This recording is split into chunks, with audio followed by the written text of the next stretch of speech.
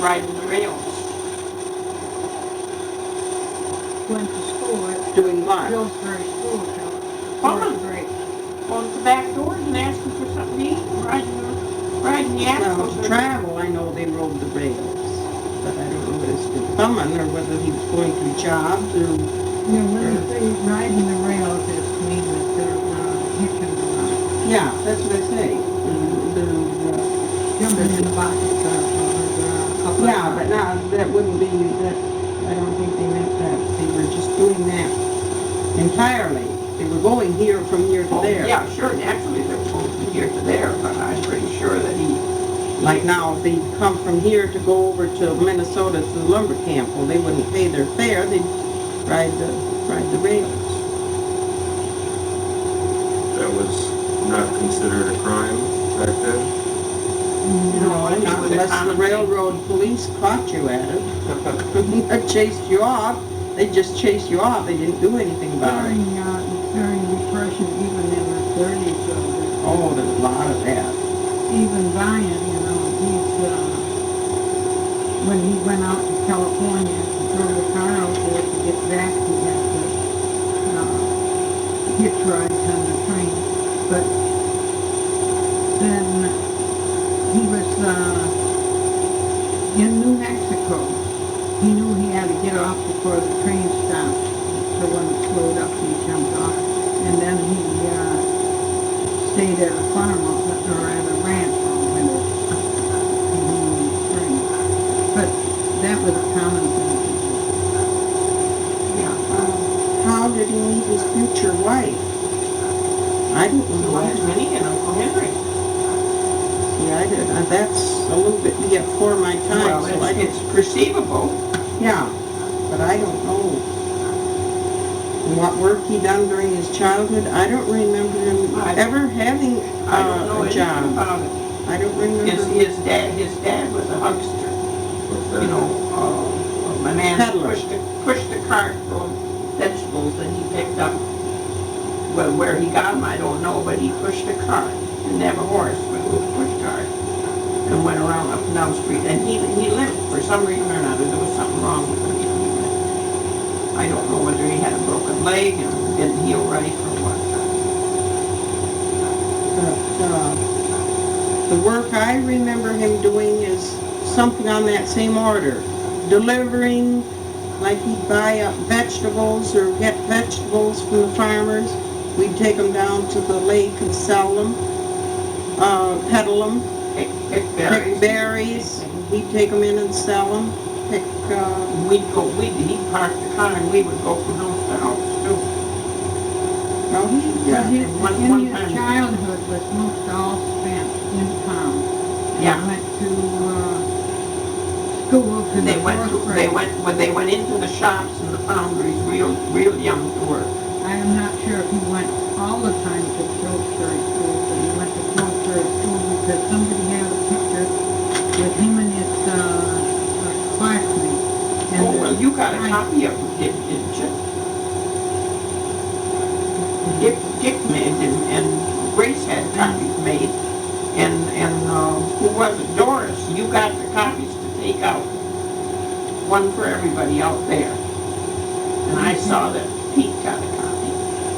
And that was, the picture with Pete's. was taken, I remember him having that there, and Foss, Dr. Foss is on, he went to school with Dr. Foss and with Hyde Foss. Well, now, Giant Clock we didn't pick out, Yeah. Well, I couldn't pick him out either, but I know. whether he was in the same class. The photostatic copies, what you run on the copy machine, came out better than the picture. Way better. You should have gotten a copy because we made them for everybody.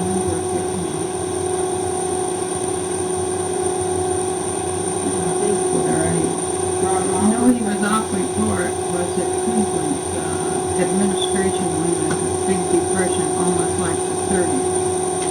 And the one thing that sticks in my mind is that was, he cried the day he told me that,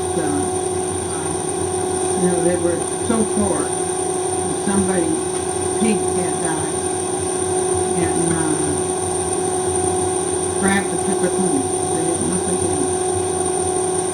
Within the big depression of Cleveland's time, when he was a small boy. Robert Cleveland.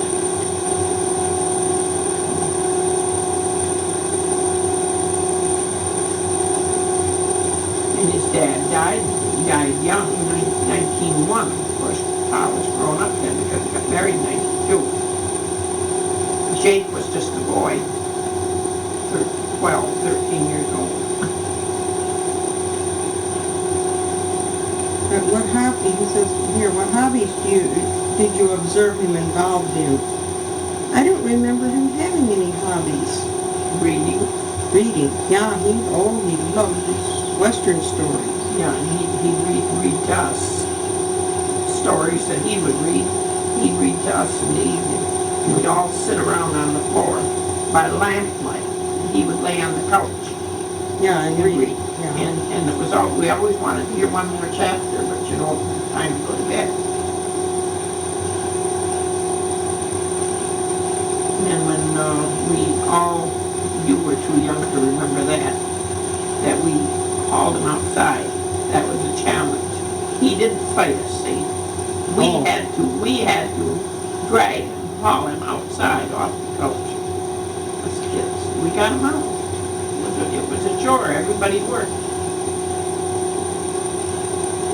But haul him, take him by the legs or arms or head or anything. My memory of him is, see, I don't go back that far. I can't remember back.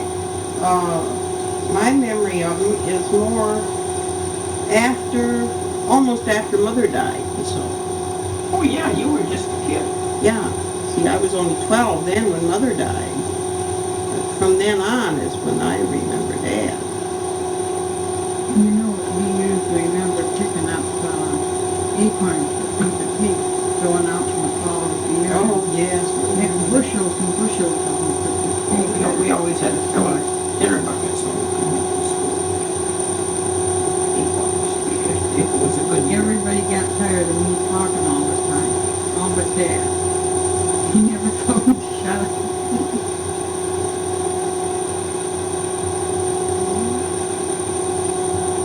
That's my hobby. Really anything special otherwise that he done. No, he didn't do woodwork. No, He was always called himself a wood butcher. He wasn't a carpenter, he was a wood butcher. cut wood and he peeled the ties. Where Rudolph Kuban or Volney McCrae would peel them. They would do the big flat sides, then the round sides had to be peeled. Yeah, And that was Pa's job. And there you say, when I contradict, Grace says she helped hew ties. She helped peel them. She didn't help hew them. With a big broad axe. With a big broad thing like that. And they would make that thing flat yeah. on two sides. Val McCrae. Is that where they got the big ties and timbers for when we built our house there? Where Simonelli's live now? No. Did they? I don't know. They came from that 40 he cut, Yeah, but somebody had to hew. oh, well, Ernie and, I don't know who else might have helped, but Ernie and Dad, they cut them. Yeah. But The railroad ties had to be bigger than streetcar ties. You see, there was the these streetcar. are the long timbers. Yeah.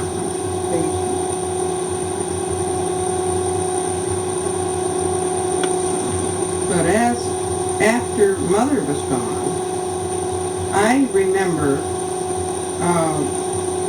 more like Dad teaching me how to cook. Dad was a pretty good cook. Oh, yes. He could cook. Ma was And down. bake. Ma was down with a new baby. She never was sick otherwise. What I Yeah. mean is, she wasn't sick enough to give up. Yeah. And that Pa would do the work. But if there was a new baby in the house, he would take care of that baby and do the cooking. Like Leona says, let Pa do it, because he does it gooder. The fish, baked fish. Yeah. He was good cook, and that's when you guys were all gone. Yeah. see, and Leona and Jeanette had gone in town to live, and I had gone that one winter. I and Pete were staying up there at Grace's. Lawrence and Helen were staying with Grace. John stayed over John's station, Pa stayed over John's station. Yeah, and so, but then when we wanted to get the family back together, he came up and asked, he said, now girl, he said, you think if I help you, he says, that we can get, that you can help and keep house? Now I was, what, 14? That had to be. Yeah, I was 14. And he said, he said, I'll help you, and he said, I'll show you how to cook. So I said, yeah, sure, we could do that. Well, I was used to working, so he helped me. You moved into town though in the fall of '29. Yeah, and then the next year too, in 30, we moved in, Wow. back in 31. Well, 30, Because- see, because- that would have been when I was 13. Doris was Then born you in. went to, after a while, then you went to, spent one winter at Leona. Oh, that was Miel. later. Much That was later. later. I was almost 17 then. Yeah. So I was Because 1920, But Mine he, was about 10. and we didn't have anything. Gosh, we Christmas soup and a 20 syrup pail was about what we had to cook with. But, no, and he showed me how to bake bread. And, he'd help me. He'd hang out clothes. We scrubbed the clothes, get the old wash boiler on, and so. But, he could do it. oh yeah, he could do it.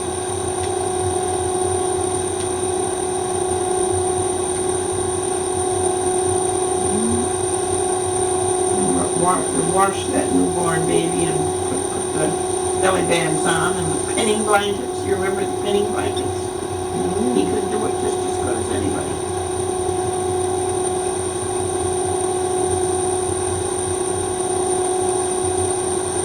Supposed to just say good stuff. Huh? Just supposed to say good stuff. Whatever you remember. Whatever you remember. I'll decide what to put in, so you Oh. can just tell me everything. Well, he had terrible temper tantrums. Oh, And I made the mistake one time of saying that on the TV, and I took it in tape, and I told you, cut it out. I said that we would all duck, hide, not really hide, but cringe. But he never done anything to us. But he had such terrible temper tantrums, he'd break dishes. yeah, he never, And he could make the air blue with his cussing. yeah. But not I in always his wondered language. if I could, Not in his language. He could carry on a conversation with anybody. Yeah, he It didn't was like some just conversation is swear Yeah, words. it was just his temper tantrums. But like I say, he could do the work when Ma had a new baby, was sick in bed. Otherwise, she generally wasn't sick enough. She was sick, but she wouldn't be sick enough for him to do the work. And she wanted to bake, and you have to have the right kind of wood to bake. You couldn't do it with green jack pine. Get me some good wood. She wanted to make some pies or bread or something. So he went out and chopped the wood and come walking in and said, there's your wood out there, it's ready. He didn't bring it. He didn't bring in an armful of it, and that's all she needed was an armful. Nope. Like I say, we're only $4,000. Yeah, oh, I remember that terrible transfer. Oh, the plates would fly, the Oh, dishes. the threats, any- threats of suicide. Never threatened to Oh, hurt yeah, any of us. always gonna kill himself. Always scared the life out of us. We grew up with that. But I remember when we lived downtown on Barclay Street. Remember we had that trap door go down to the basement? And he and Leona were fighting. He was mad at you girls or something, but he and Leona were, Arguing. and arguing. It was never any fighting. No, never any No, physical. just arguing, just words. And, boy, he couldn't stand it, and he was gonna kill himself, and he was gonna jump in the down that hole in that trap door down at the base. It was deep. It must There have were been. stairs going down, but there was also the open end. Yeah, when you opened it, well, then the open, so he stood there teetering like this, he was gonna jump in there, he almost slammed the door on his toes. Smashed his toe. Boy, he was all out of the notion to kill him. Leona was the first one that had some, well, what would you say it, some guts to really say, well, come on, I'll help you, or help you breaking dishes, because that, Yeah. yeah, that was, boy, that looks like fun, let me help you. And, Yeah, she was spunky that. So you had to get a new supply of dishes every once in a while. That's why we never then- had any. and then one time, Cups without handles or Oh, saucers we with a ate big with chunk out of one them. time he was, Coffee out of a bowl or whatever we could get. I will give him credit, he did, what I mean is, I won't give him the blame for breaking the frying pan. The frying pan fell off the nail behind the stove. An iron frying pan and broke a chunk out of it, and Ma used it like that. It was only about that high on one side, see? But no, he didn't do that, because I remember that. But Rudolph Kuban and somebody else, and I can't tell you who it was over, and Ma always made coffee, and she served it in these cereal bowls. And Pa apologized for the cereal bowls. He said the kids broke the dishes. And Ma says, not the kids, John. Surprised she had spunk enough to do that. Yeah, I remember that. Those bowls were the white enamel with the blue edge. But he mellowed so in later years. He mellowed. That temper didn't come out that much as we were, you know, after you guys were gone. Maybe you aggravated him or something. No, we didn't aggravate No, him. no, I was just fooling. But he mellowed. We didn't have that. And like Pete don't remember too much He of that. don't remember that. No, and Helen don't remember that temper because they didn't see it. She said one time, she said, oh, Doris, come home, Doris, come home. Because he would walk on the floor. Oh, yeah. he was And mad because Doris wasn't getting home. He worried about his kids. Yeah. And, And I think he said once he knew what the young fellows were like. but he had the most patience when we go and pick berries all out through the woods during the day. And then at night, I'd come home, we'd fix supper, Helen and I and Pete and Lawrence, they had their jobs, whatever, and we'd get supper ready. And then he'd take us to the lake, and we'd go swimming. We'd take our pajamas along, and he'd sit there for hours. He never got out of the car or anything. He'd just sit with his book and he'd read until we were done swimming. He never called us or anything, but when it got dark, then we'd know it was time. We had to go home and go to See, bed. now, we really, to amount to very much, we didn't have that. Oh, Times. There was a Time difference after in time time. you take We us. went through a lot of the horse and buggy days. Yeah. And there were always babies. There was a different kind of a family. There was always babies. So Ma couldn't go. If she couldn't go, there'd be so darn many. We piled three deep in the car after we got the car. And then the car wouldn't start, or it got a flat tire, and we'd see that temper tantrum. Mm-hmm. Yeah, well, he had a lot of aggravation. That's right. He had a lot of aggravation. He couldn't handle And that many kids, of course, that was his doing. Yeah. But I always thought of that, how patient he was to sit there. He'd sit there sometimes 3 hours. Different Summertime, it's daylight till 10 o'clock. We'd come home and have supper by 5 and be down to the lake. Yeah, so, no, we didn't have that. We got to the lake a couple times a year on the 4th of July, you know, with Aunt Minnie's family or Aunt Mary and Aunt Mary and Grandpa come up and he said the lake is a little bit bigger now. And so Aunt Mary, we used water, you know, to make coffee with or wash dishes out of the lake. And Aunt Mary,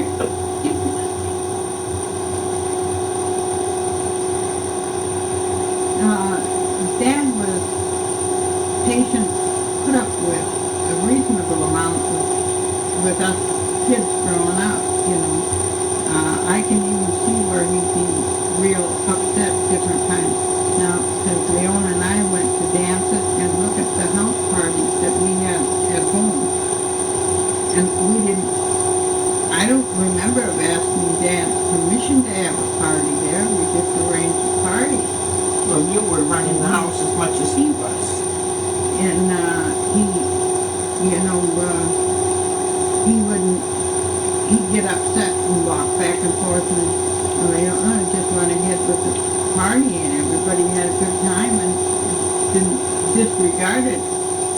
Yeah. Or friends would come to the house and we'd play cards, you know, at night. Once in a while Dad would join in and play Pedro or something, grown-up people with us. Well, there was always a baby. We were in that I never lived in the new house. No, Never lived you in were it. gone. And so I grew up in that tar paper shack. Crowded, you know. And, I don't quite remember. I can just recollect when the table set behind the door. So then the stove had to have set. And in that old picture that I got, the stovepipe goes up through on the west end of the kitchen.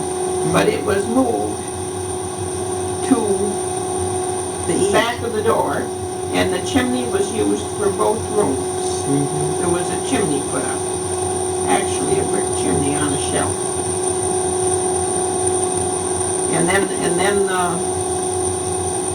the table must have been, I can remember that when the table was by the window. And that must have been before we had that lean-to put on, because there had to be a bed out in that living room, the main room. And then there were 2 beds in the bedroom for us. He was going to stay with me this night. But we had gone, and then after the dance, we go down to the lake and go swimming. The whole group, the whole bunch. Well, then we go in town and have to the all-night restaurant. Coney Island was open 24 hours a day then on Western Avenue. And have sandwiches, so we get in almost daylight. And come home and walk in, quiet, and sneak in and go to bed. Dad's sitting at the table drinking coffee. Yeah, he had been walking the He floor. had been waiting for us all night. He said, before you go to bed, you might as well have something to eat. He says, it's breakfast time. Never a word or scolding or anything. He done his walking the floor and being frustrated, so that Helen would say, Doris. I wonder if they asked Myrtle sometimes. She remembered that. I never know what became of her, what is her name. I don't know. I see Charlotte at the cemetery. What was his old age like? Well, that was pathetic. Yeah. Lonely. Yeah, and he was lonely. Lawrence was a great comfort to him when he, Lawrence going to high school. Yeah. That was after Larry and I were married. And every night as Lawrence would come home from school, he did have supper waiting because he just waited on him. That was his whole life, is to take care of him. And so then the whole lonely evening, no television, maybe they had a radio, but nothing to do. So then they'd get in a car and come over to our house. So it was just about the time Larry was coming home. And so Dad and Lawrence would come over to our house. And he was awful good to Larry, and Larry was awfully good to him. But sometimes Larry'd get off and he said, boy, here comes your dad again. Well, I says, yeah, because he was lonely. They have nothing to do. Yeah. I couldn't see another house or anything else. It was a lonely place to be up there. They were up on the hill there. Yeah. And then after Lawrence got left, went down South Bend to work. But then it was real hard for Dad because then he was alone. He had about 7 years, 6 or 7 years, good years with Myrtle. Yeah. Then when he married Myrtle, that was 8 wonderful. years, I They think. were I good think it for was 8 each other. years. That was except wonderful. Except his, they were like a couple of kids, except his temper cancer. Yeah, his And tantrum, his, threats of suicide.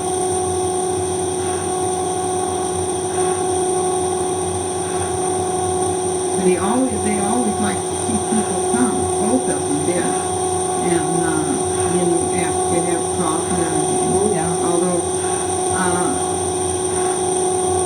What do you have in the house? If anybody comes to my house now, I don't have anything to go with the they cup of used coffee. to always, complain that she had nothing to feed them, and she brought up this little quantities that one could almost eat it. Well, you see, these were young people, and they ate a lot, and Dad nor her, neither one ate much. She cooked good meals for Dad, and they Oh, had yeah. everything that they needed, but not enough to, You just Company. get 2 or 3 extra people. Cookies, she generally had cookies to go with coffee. But then again, when Pa would come over, and it was loneliness, come over with the little gang, and we would be just sitting down to eat with enough for 2 people. And I'd try to crowd in and make enough, and he said, "Gee, Carol don't cook very much." Well, you know what it was. It was too many came in on You don't know what that's like until you have Lawrence in Virginia and there's 7 kids. It was Larry and I and 2 boys, and I'd have supper ready or planning for just us 4, and then all of a sudden you get 9 more pile in. You try to divide 4 pork chops. Well, I had 2 pork chops. And you had to buy them today and use them today. Yeah. You couldn't have anything on hand. Boy, so we'd have pork chops and we'd have hot dogs and maybe I'd have fried bacon and everything all in one meal. You maybe had a refrigerator. Yeah, this At was. that time, I didn't even No. have a refrigerator. well, you never got my experience anyway. When Jeanette, she got it. Of course, that wasn't Dad, see. No, that was fine. Yeah. Can you just imagine what kind, if you had beds enough for your 3 children and to have somebody come home and say that there's a family moving in with you the next day to their house for a man and a woman and 5 kids, Oh, boy. and you had them for a couple of weeks and have to figure out what to feed all those kids and everything. Beds all over, blankets on the floor, the kids sleeping on the floor, and real hectic. And then the kids fought. They weren't the best trained kids. There's a lot of them like that. Like I say, Paul Kaler and Frank Kaler. They were just terrible. We were older than them, but we just hated to see them come. They were Jeanette's age. Paul was Jeanette's age, and then Frank was a little bit younger. And from me I down, remember that too. well, that was like Bob and Walt. And Aunt Mary was so nice, and they had such rotten kids. Maybe they were obeyed good at home, but that's like the Cooper kids. All them 10 kids growing up there alongside of us. And we had no complaint. But boy, me and him, you couldn't know the Cooper kids. But Dick tells me now, he says they brought it on themselves. The kids just loved to pester Because you got a response? yeah. Yeah. He says, you people were good neighbors.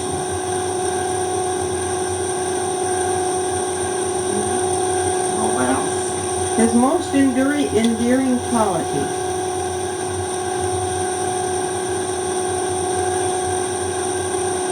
Most endearing quality. Well, he loved his kids, that's for sure. Yeah. It still stands in my mind, his patience Well, I know with our kids. Like Patience now, waiting for me to come home and still not bawling me out. His patience sitting there at the lake, taking us to See, I swim. didn't see so much of And that. all of that, I don't know, that I would say that. Well, I know he made a very good nurse, but when I had, can't quite remember scarlet fever, but when I had pneumonia, he had to, wait on me. Right down in bed out of my I Oh, get he was a good, time. he was a good doctor with his castor oil. And, well, it wasn't just, No, I know that, but I Whatever mean, they got he was a through. good doctor. couldn't get me out to get me to the doctor. So they went in and mother and him were both smart enough to know I had pneumonia. And so the doctor gave me the medicine and he'd have to give it to me. But, they would, I couldn't even to go to the bathroom or even to use the chamber.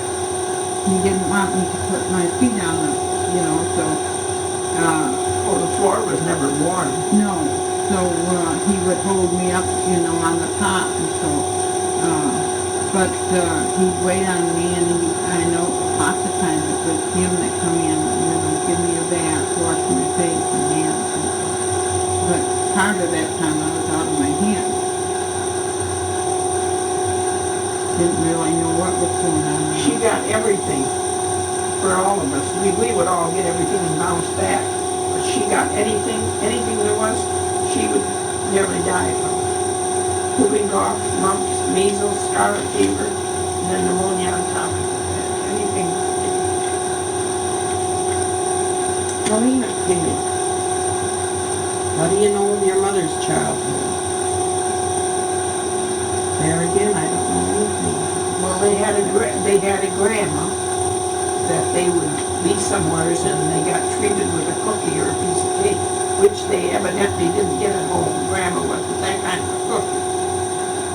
And they always saved something for grandma, for their grandma. And if the lady noticed it, then she said, well, you eat it, I'll send you a piece home for your grandma. I would tell her that. And the grandma more or less raised them because their mother was out in the woods, cutting wood, picking berries, picking mayflowers. Yeah. And See, I don't remember and she any said, of that. and she said that Ma was the crankiest baby she had. That was because she took care of her. Because their grandma, our great grandma, went to visit these relatives in Montague. And grandma had to take care of the baby, Ma. And then they brought her home and they pulled in the yard with their horses. And grandma went out there and jumped right on why she didn't come home earlier. And they said, get in. And they went right on out of the yard, took her back home until they felt like bringing her back. So grandma got a good dose of taking care, doing the cooking and taking care of that baby, whatever age the baby was. Yeah. And so Ma was the worst baby she had, the crankiest, because she was the only one she took care of. Yeah, otherwise I don't really Well, know that. I think they grew went up to a some, lot of, when they were in their teenage, I think they went to a lot of parties. square dances at square dances. neighbors. Yes, Oh, yeah, because I know I did hear how they'd walk, Dick Kuban and Rudolph Kuban and them, they'd walk, and then they'd all walk over to Olson's or Yeah. someplace for parties.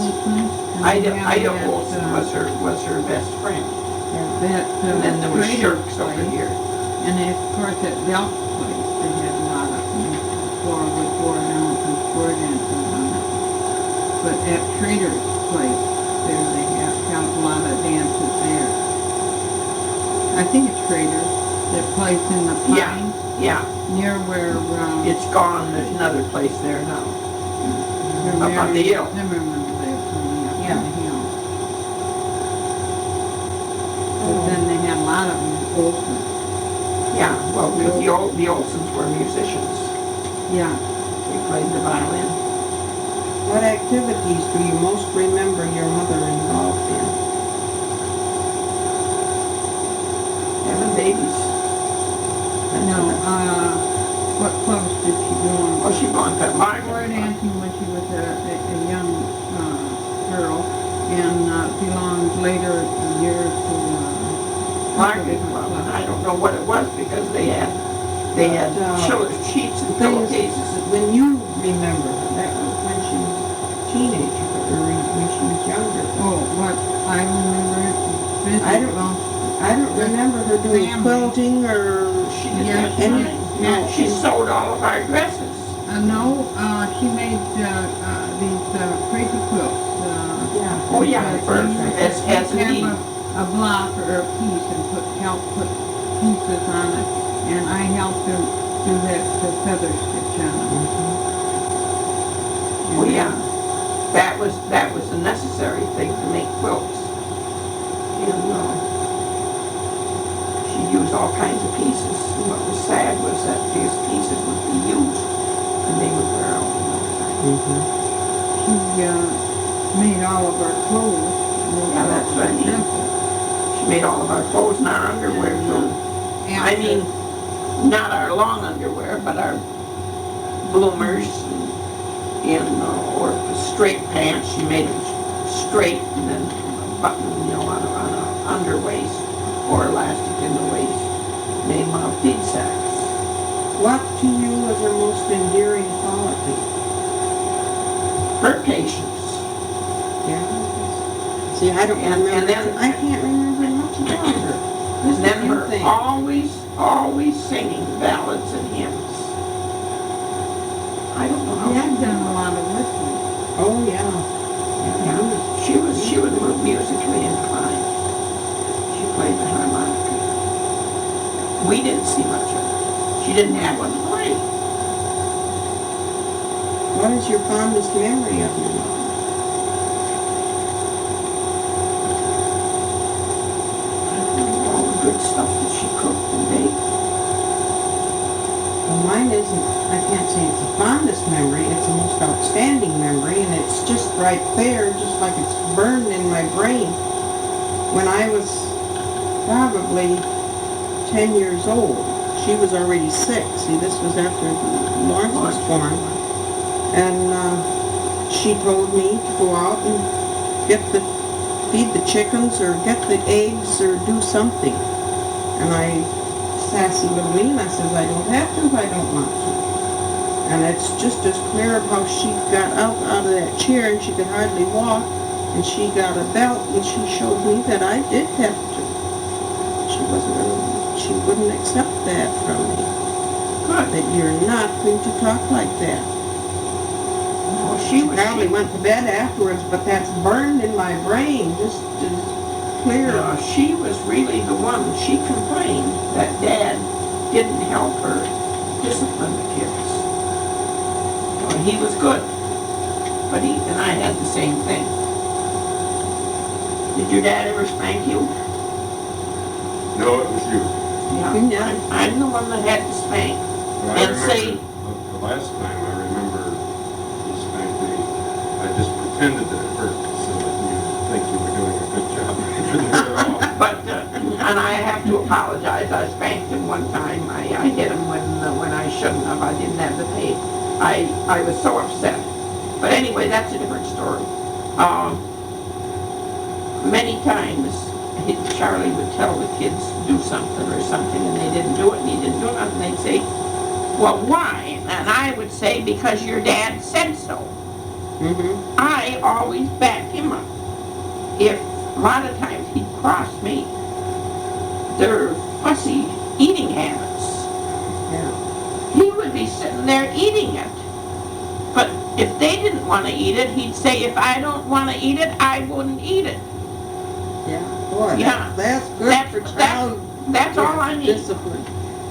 But when I really hit him, and I have to apologize to this day, is Helen saved all her letters that Bob sent her every day from overseas, and the boxman was upstairs.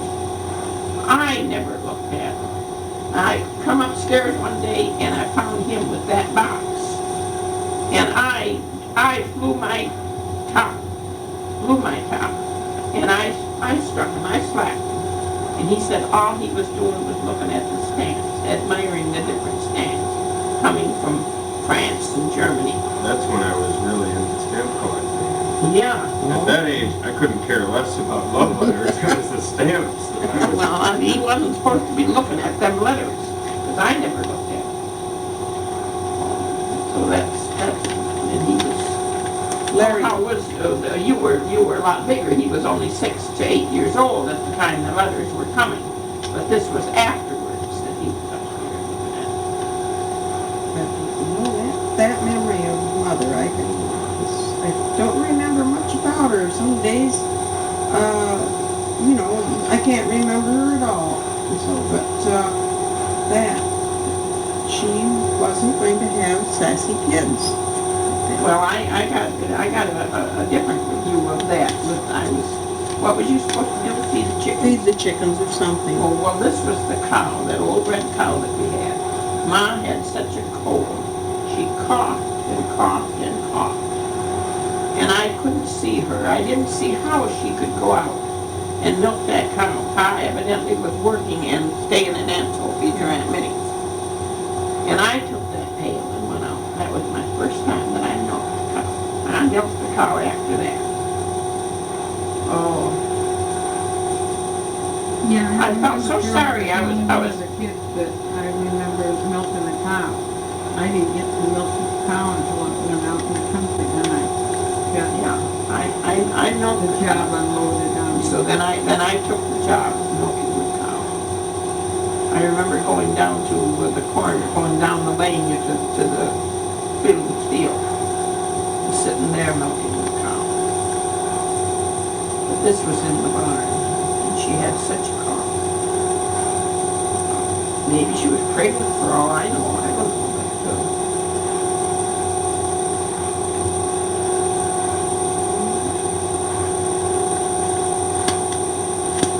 I can't remember much about any of it, before Lawrence was born. I can't remember any of us, bigger girls or anything else doing the cooking. The kitchen was more mixed. Mother's done all the cooking. That was her domain. She was a good Except cook. we had to wash the dishes. Yeah, we washed it. She done all the cooking, even when we got bigger, that could have helped with the cooking.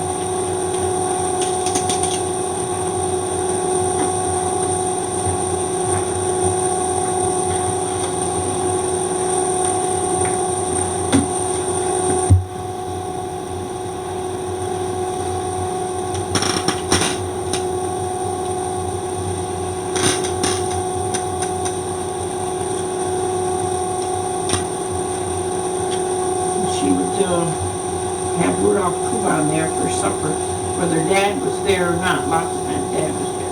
And he'd come from hunting, and his gun had to stay outside. Whoever, Bill Solomon, if he was along. But Rudolph Kuban lots of times alone. And that time, I didn't know when to come home. He'd sit in a chair, and he treated us kids just like they were, we were quite comfortable with him there. And eat supper with us and sit back in the chair and fall asleep. Everybody go to bed. And Everybody, Mom went to bed. When she got up in the morning, he would be gone.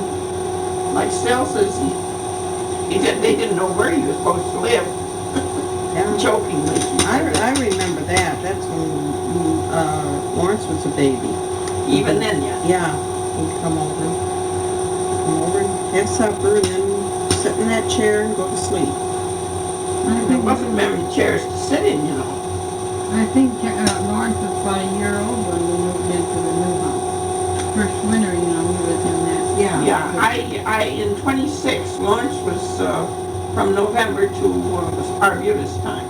I came home 2 weeks for Arbutus, and I stayed and took care. Pa asked me if I would come home, and I took care of the kids, and that gave Ma a chance to get out. And she maybe enjoyed that. She got out, whether she did anything.